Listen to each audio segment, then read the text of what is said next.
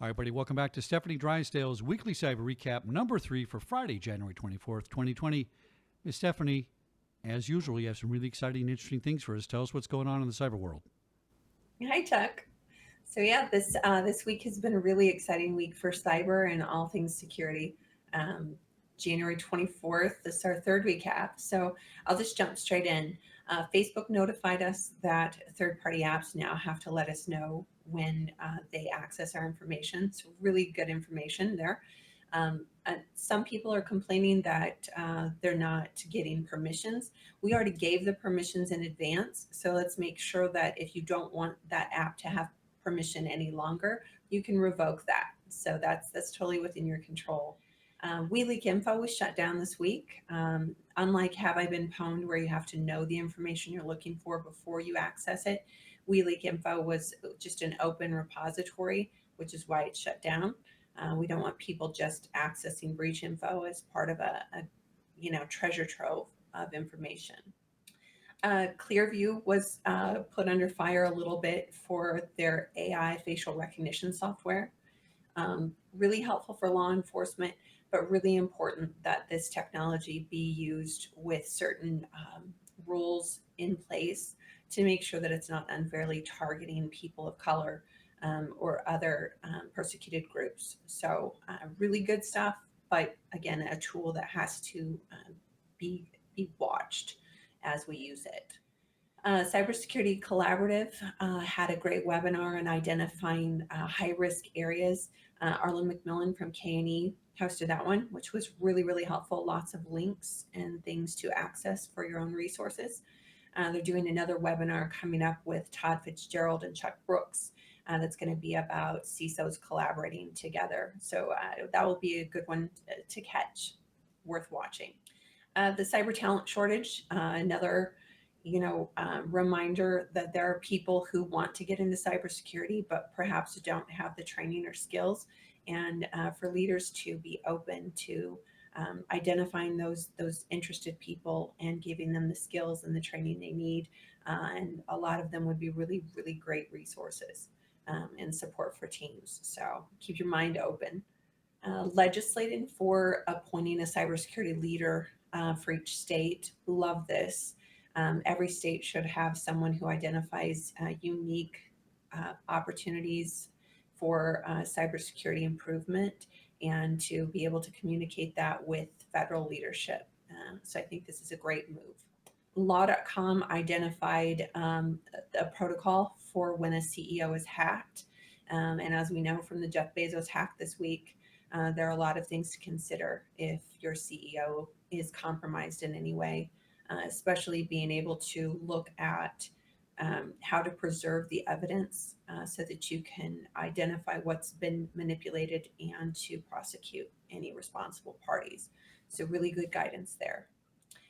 January 28th is International Data Protection Day, so Data Privacy Day. So for that, Alex White here at Prescient, along with my good friend Andre Leifers, they're going to be a part of a panel to discuss how you leverage your employees to help turn them into your best defense instead of them being the weak link, making sure that they're helping fortify you. So very, very good stuff I'm expecting from that talk.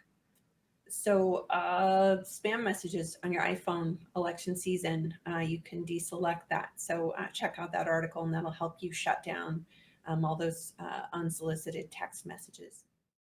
SMS messages, keep in mind that text messages are not safe. They can be intercepted so that when you're sending secure comms, go in line with the WhatsApp.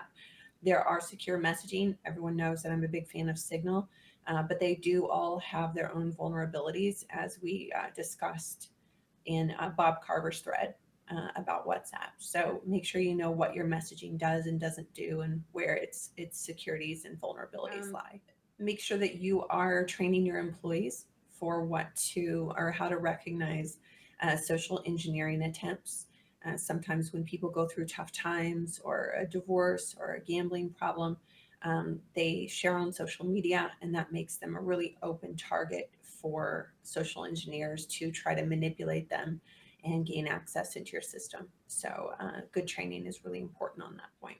Password manager, going to keep preaching this. Make sure that you guys are using password managers. Really helpful. I like LastPass. It's a good one. Cyber attacks on utilities. Make sure that we're planning those business continuity frameworks and policies in the event that there's a cyber emergency as it relates to utilities. Um, big talk around that lately, and just kind of all the things that could potentially go wrong and how they would impact a normal business. So important. Our own Michael Venter will be in New York City this weekend for the New York Times travel show. So make sure to catch him if you can and talk to him about all things travel intel. Very important that executives not have to worry about all the outside noise when they travel so that they are free to do business at will. Goldman Sachs announced this week that they are no longer supporting IPOs that don't have a diverse board.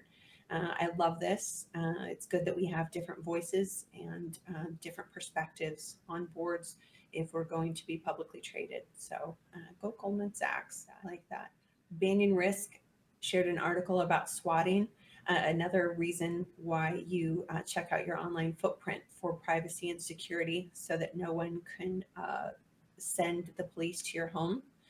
This happens to executives, unfortunately, sometimes too often, that they'll become targets to swatting. Someone just finds their address online, they call 911, they report some type of emergency, and before you know it, the SWAT team is at their house. So protect your home address and all that information. Anthony Traeger had some really good points about detecting and identifying fake LinkedIn profiles. I'll do a longer talk on this one another time to help you identify sock puppet accounts or fake accounts, or maybe just problematic connections that may make your life a little bit less fun on LinkedIn, and make sure that you're vetting connections that have your goals in mind and that you can actually be an asset to one another rather than just add to your connection numbers. So other than that, that's all I have for you this week. I hope everybody has a great weekend and everybody's getting ready to say go Chiefs next weekend. So anyway, have a good one.